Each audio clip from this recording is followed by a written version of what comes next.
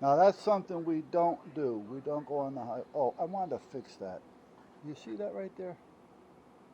That's the gasket that was stopping this thing from going around.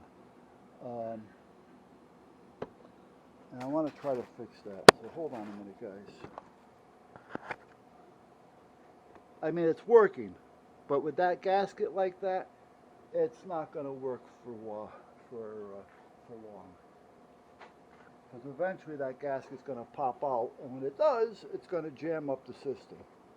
What's the problem is that jacket, or that gasket rather, is worn.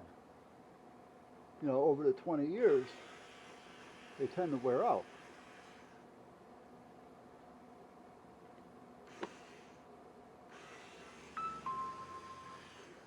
So I have a plan.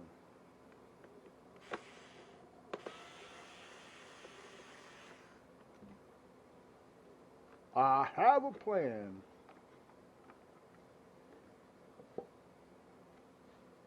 See, that gasket's supposed to go into that crease right there, which it does. But see what I have left over? That's because it's just worn.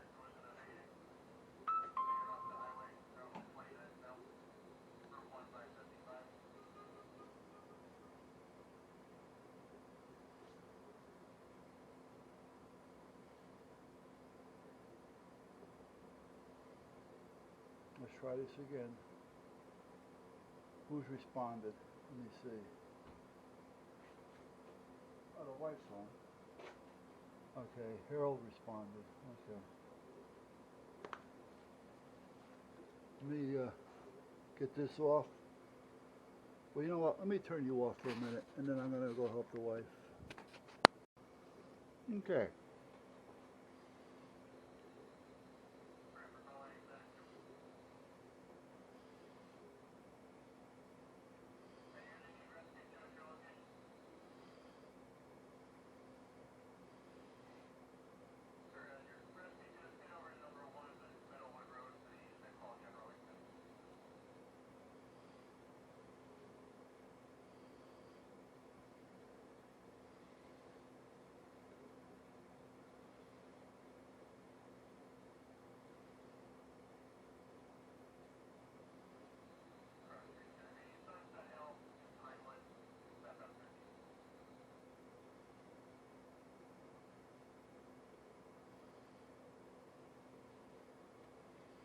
All right. Now I'm going to take it out there and wash it off. Um, I'm going to look for another one. I may have one of these. Maybe a little smaller, but that would work. But if not, I'm going to try to cut and glue it. And I think that would be okay, but I got to get it clean.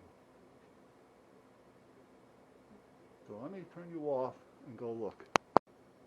All right, so what I'm doing here is I couldn't find it. The ones that I have are just too short, and they're not as flexible, so they're not going to work. This is almost like a hose, like a rubber hose. If you look in there, you can see it. So I cut about 1.5 inches off. Now I have this little one, and I'm going to see if I cut this one, if it will slide into this one.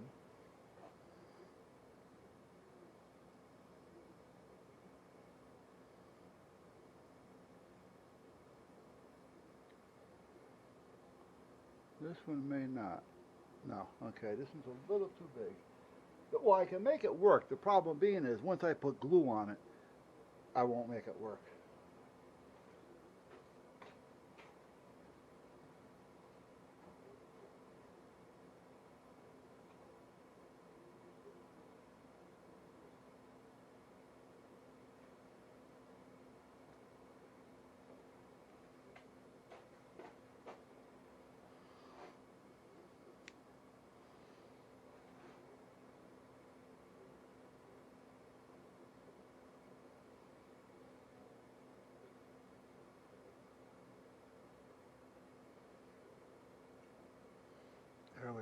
That one fits.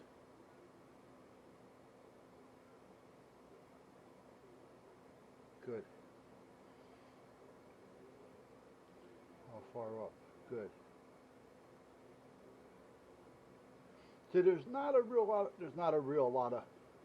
whole lot of tension on this. It's not really being pulled. It's more being used as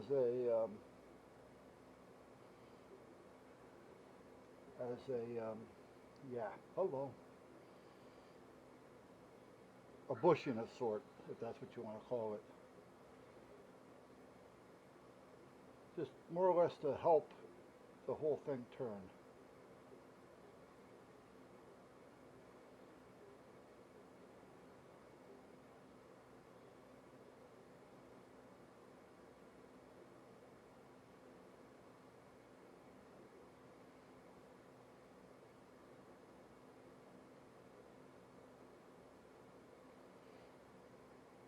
There. Now, try to get a little dab, and I need a little dab, so I gotta do a toothpick. Oh, wait a minute.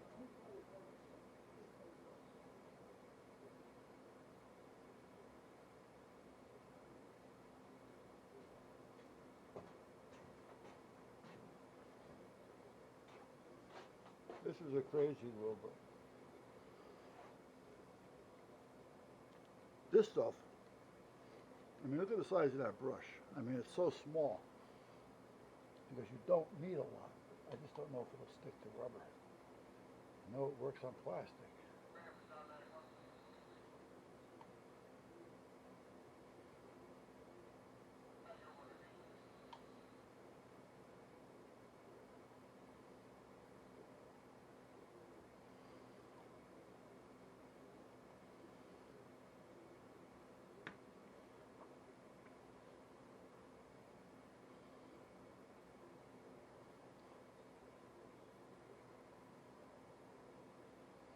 Let me see something here.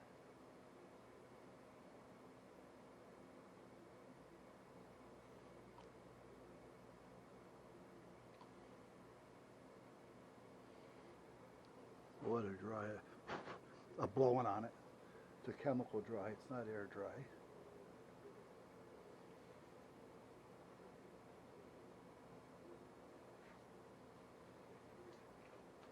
So the wife's home, and when I went out to the porch to help her bring the groceries in, there was a box. Yes.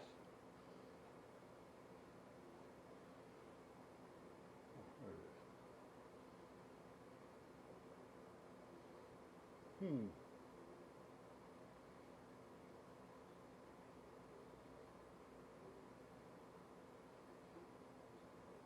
Not sure about that.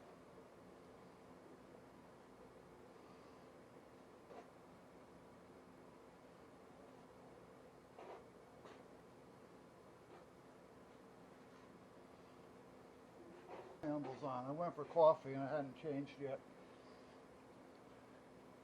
And when I'm flopping around on my sandals, that's what happens. And that's what talking about them with the saddle soap. The sandals I have on are leather. So I was thinking about, putting some soap on them, saddle soap.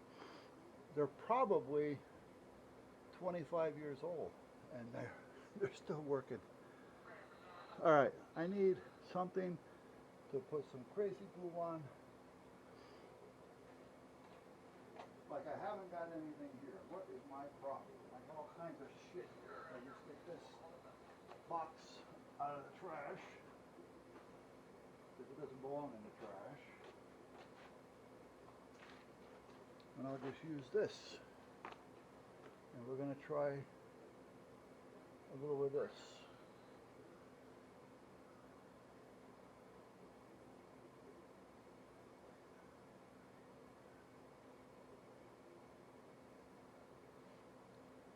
Now, I do have the what the hell you call it, for making it dry faster. Yeah, I'll remember these things someday. But I really don't want to use that because I don't know what these certain chemicals are going to do to the rubber.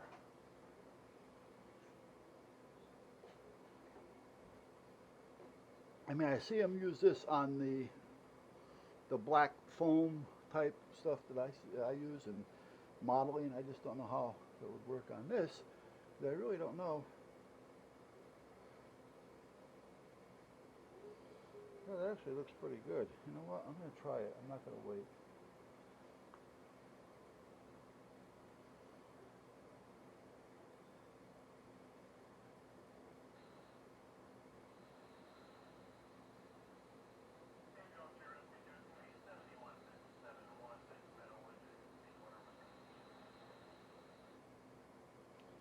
I had a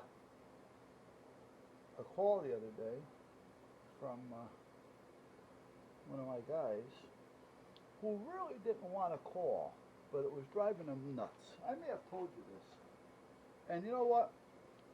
I mean, we all know how it is. If something is just aggravating you to where you're just not getting sleep over it, it just drives you nuts. It eats at you inside.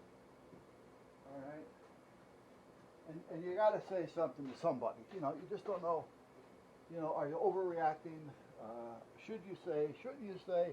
You know, it's just one of those things to where you're kind of like stuck between a rock and a hard place.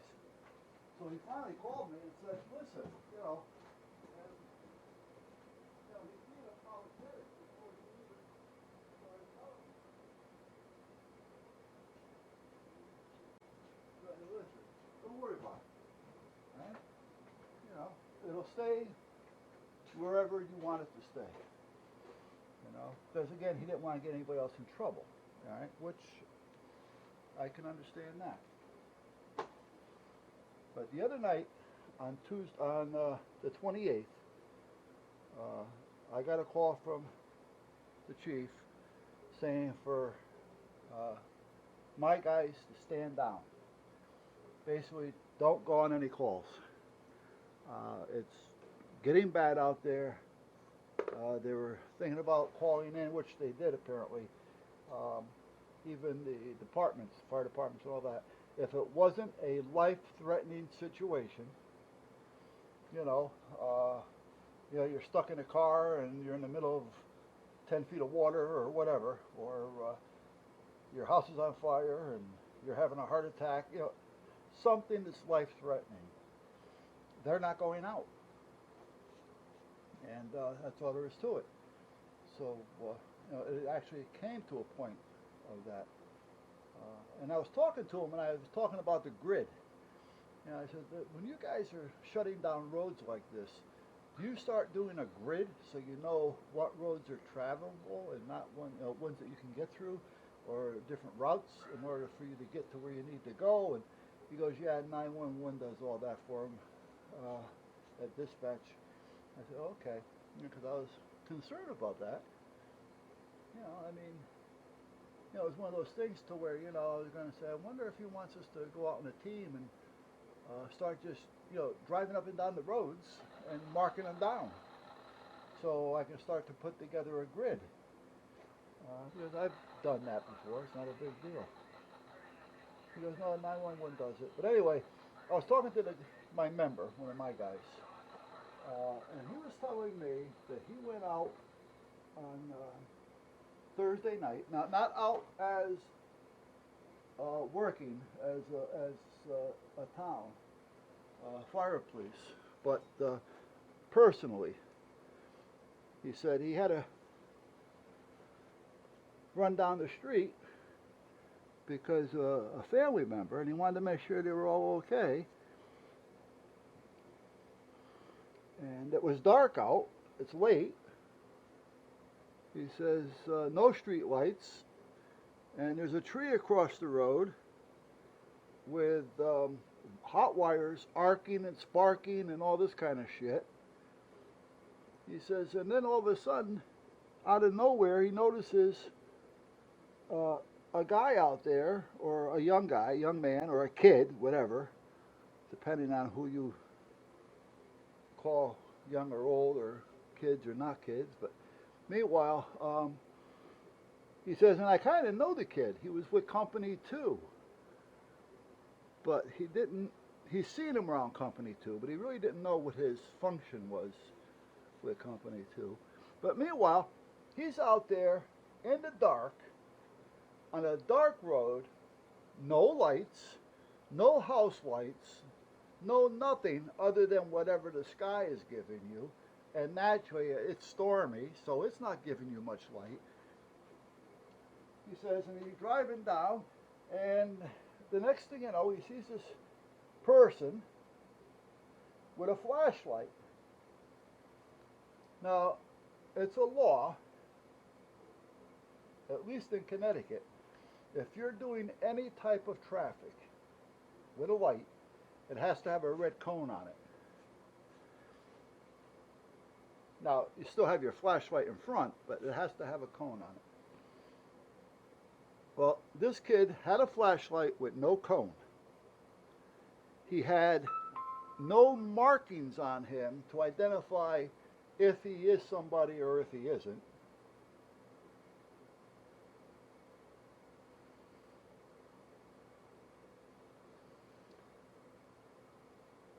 Block the number. Okay. He was wearing dark clothes. He had a bicycle helmet on, but no reflection, no reflective tape or anything on it. He didn't have a car. He had a bike. And he had two traffic cones, one of them in the street and the other one on the sidewalk. So my guy, who has all the equipment in the vehicle, seen him there and said, whoa, you know, I mean, this kid is in trouble. I mean, you know, nobody sees him. If somebody's coming up quick, they're going to hit this guy. So anyway, he pulls over and he says to the kid, he said, listen, he says, if you want, you know, he's with the fire police. He has all the equipment in the car, you know, the lights, the strobes, the cones, the reflective vest. He's got extra vest. He's got everything to support him and the kid or the person.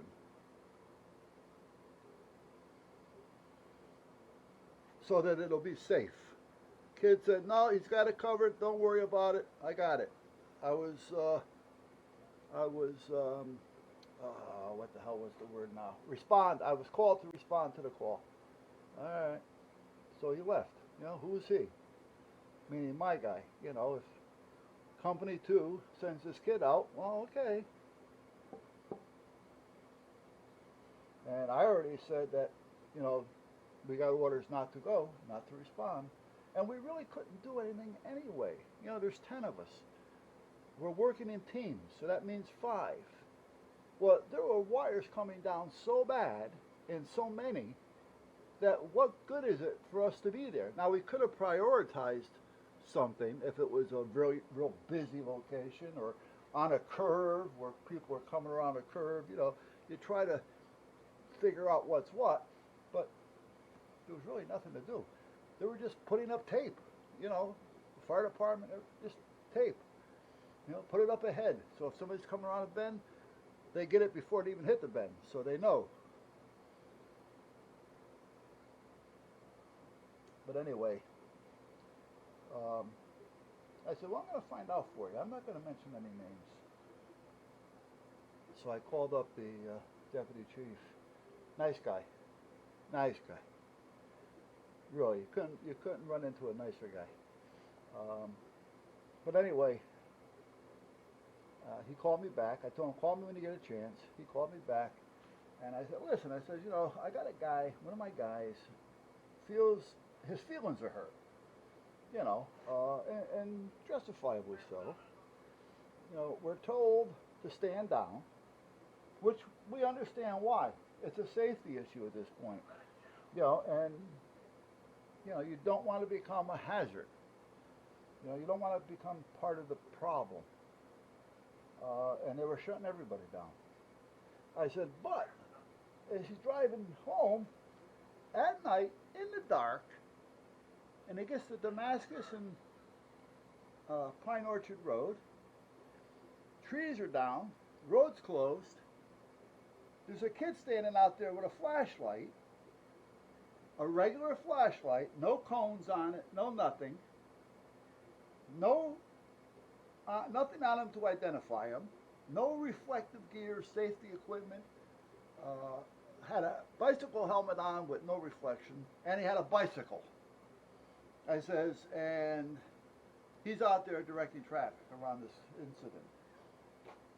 I said, so my guy, looking out for the safety of the person, asked him if he wanted some help because he has everything in his truck.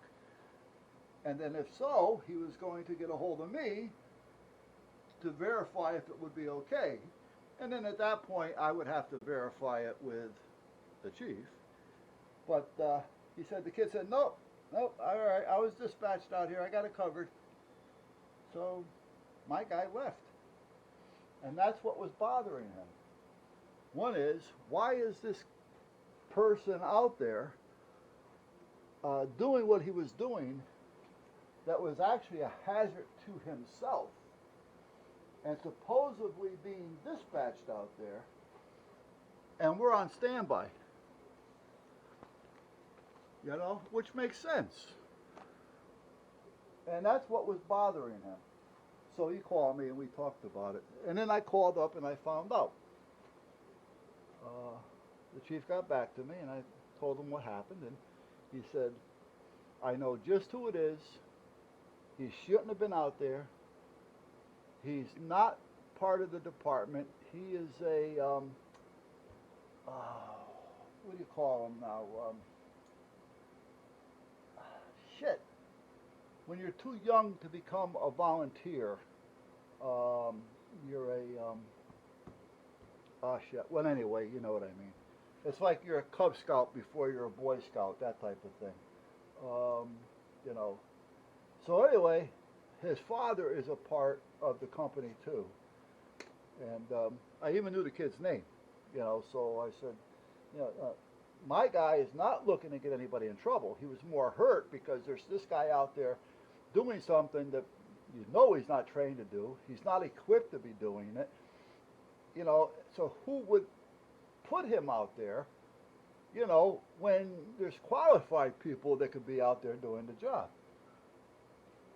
You know, I said, so he was kind of, my guy was kind of hurt, you know, and the chief said justifiably so. That kid was not dispatched to go out there.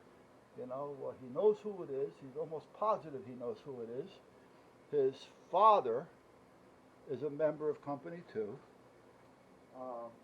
And the chief, or not the chief, but the captain of Company 2, which I know, he's been to my house, Mark, I said, he would never dispatch that kid out like that. So the kid basically took it upon himself to go out there. That's why he didn't want any help. He didn't even have a radio. If anything happened to this kid, he'd just be laying there. Until whatever. I mean, because everybody was off the road. So, and he said he would have never dispatched that kid out there. First of all, he wouldn't have. The kid's not old enough to be out there. I wish I could remember what the hell they have, what they call him. But anyway, we got that taken care of.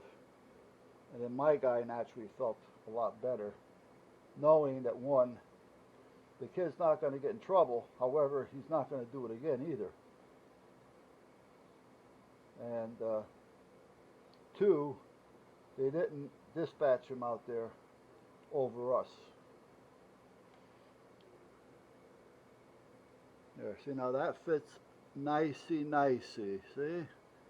So now I'm going to get a little grease and put on that. What did I do with the grease? Did I put it back? Why would I have done that? Why would I have done that? See how nice and tight it fits now? Alright, and it's going to do the same thing. Alright, I just got to figure out why I put the grease back, if I did. I was using it yesterday. Well, my trouble seems so far away. Now I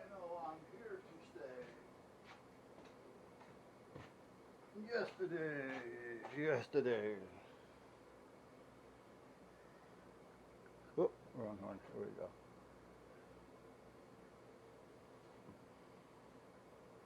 Now, as long as the chemical reaction doesn't screw up on this, we'll be all set. And meanwhile, what I'll do is I'll start looking for a couple more of these gaskets. It doesn't have to be from the company. It can be any of them. Just a rubber ring to help with the friction. There.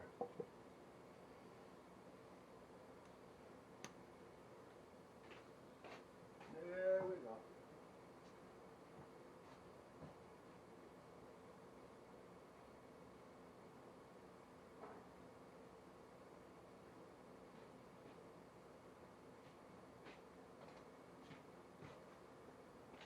All right.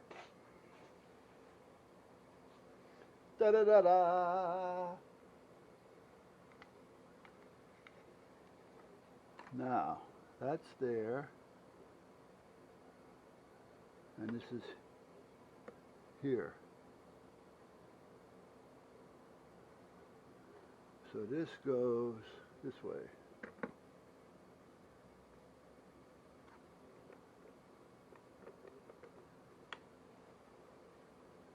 Nicey fit, nicey. I like the way that fits. Now if it'll work, that's another story. Just put a couple screws in to see.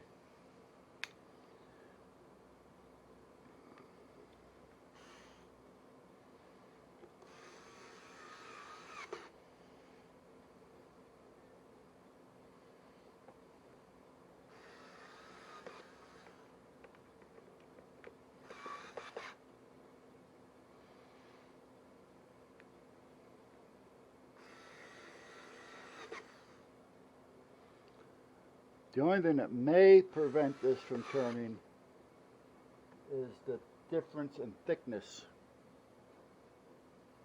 Because when I put the other two together, I put the one in it.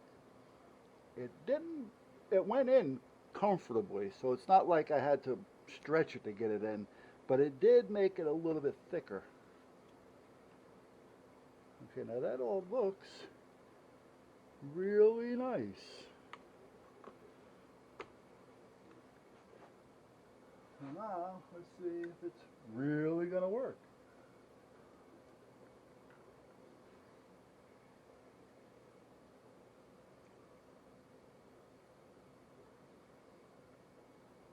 This sucks. Every time I try to do something,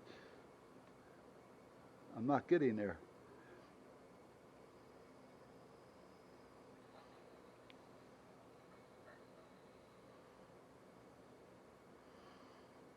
I go to put it on and I'm like, it's here. And instead of doing that, I'm like doing this.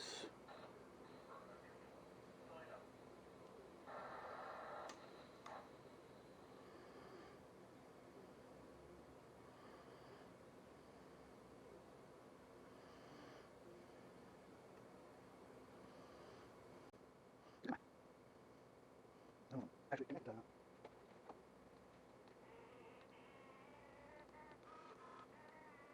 Good. It'll actually work better out there because it's going to be upside down. It's going to be this way. And I might just spray a little grease up. Let me take this out there and I'll come back in and get you. Let's bring the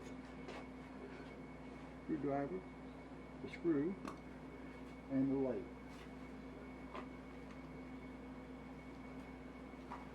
Now I'll unplug the mic. You guys, look around. I'll be right back. That's where it goes. So that's where I'm going. That's where I'm trying to go anyway.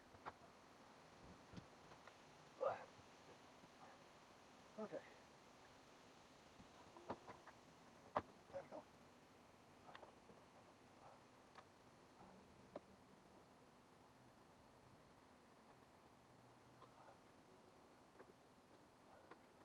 Oh, well, last wire.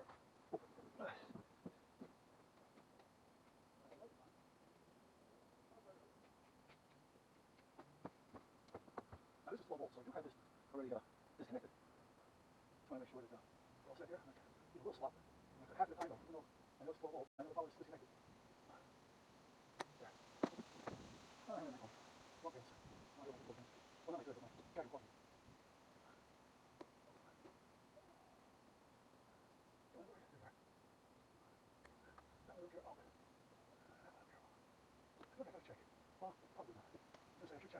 But knowing the way that I did this, or knowing me, I'd probably use the black wire for the ground, because I'm going to 12 volts. We'll print that. This on here. Print this. And look for a second so I can test everything. Okay. Now, the 12 volts is disconnected right now. So we're going to go over there. Alright guys, we're back. Hold on, I gotta go over here and check voltage. If I can find a little flashlight. Okay, there it is. Okay. I have a 12 volt circuit over here.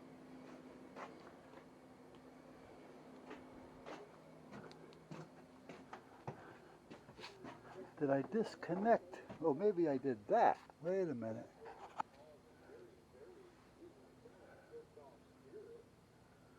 Where's this one go? That goes outside? Is that the one?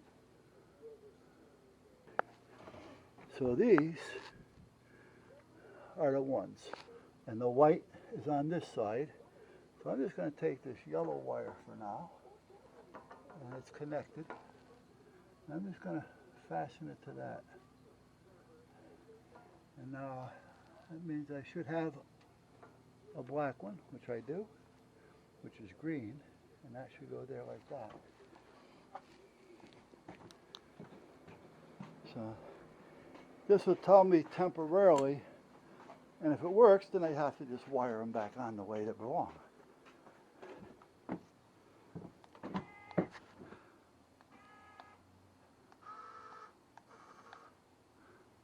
It works. That's what it was. That white wire that's an actually 12 volt lead. Okay, lights on, lights off.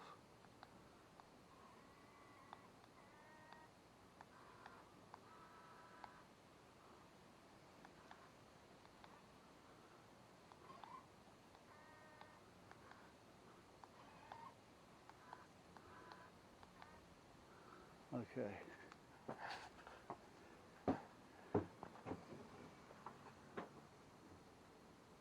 Good.